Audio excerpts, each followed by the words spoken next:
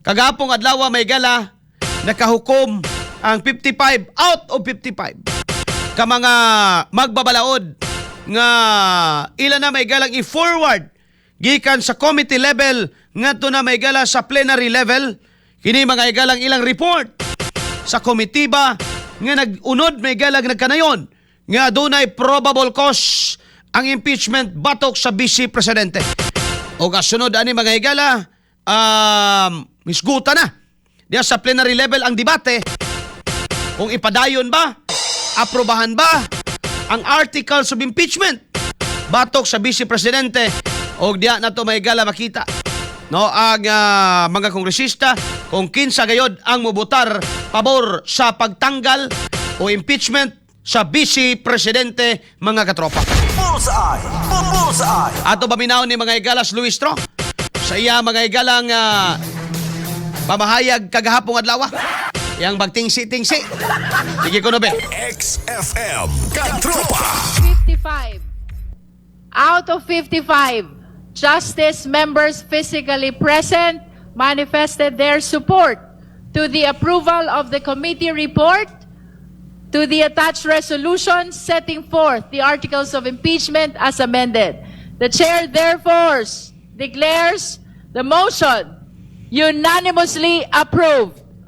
55 out of 55 Justice members physically present manifested their support to the approval of the committee report, to the attached resolution setting forth the articles of impeachment as amended.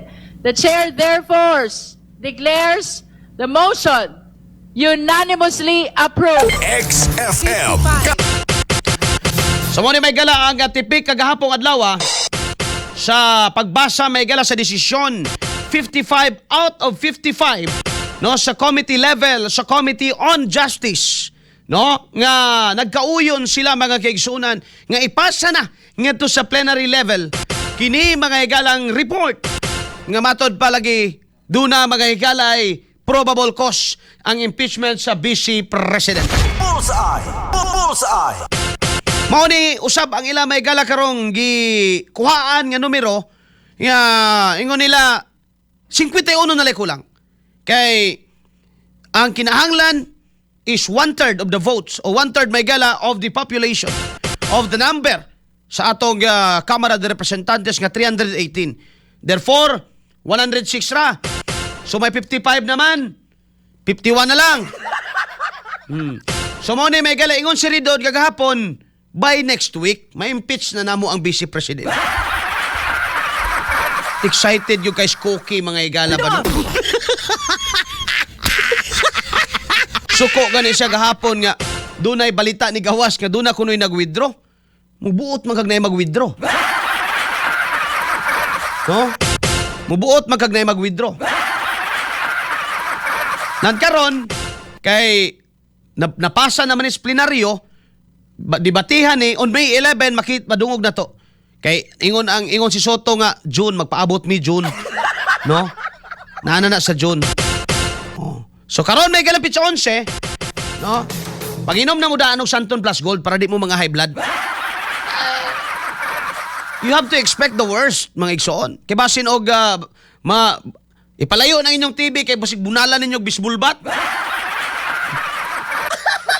No, kay mao man ang panahon na may gala nga magbubutar sila.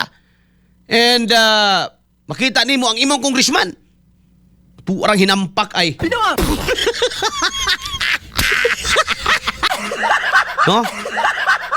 Yung mga musakay mong kuwan ba, musakay mong presyon. Kung na dapat ipanormalize na daan may galag mo tanaw ka na ha. Oh, akong suggestion, kung doon na kay maintenance may gala, sabayi yun na og Santon Plus Gold. May bihor ka mo tanaw may gala ng debate. Okay, ato nang i-live sa YouTube, i-live sa dato na may gala sa itong mga Facebook pages o sa ato may galang radyo para inyong mabati mga igala. Pero ipalayo ang tanang bugat nga butang kay basin may gala og mahapak ninyo ng inyong esad mo pangitag katapad. Kay basin matuok ninyo in taon may igsoon. Ayaw.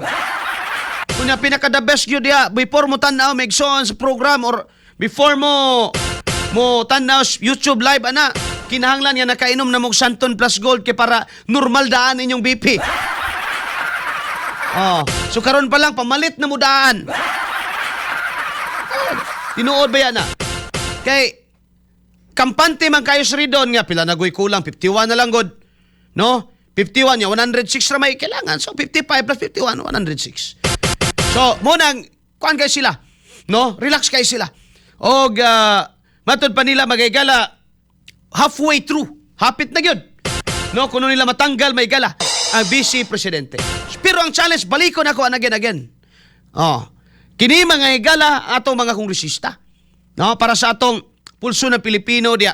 Kamo mga higala ito comment mo. No, kay atong basahon bay kalingawan ko nagbasa kay yung si Ma'am Merlita Argelies diri nga. Ayaw undang og yaw-yaw Sir Arnel, patay ta aning kalakihan eh. Pinoa!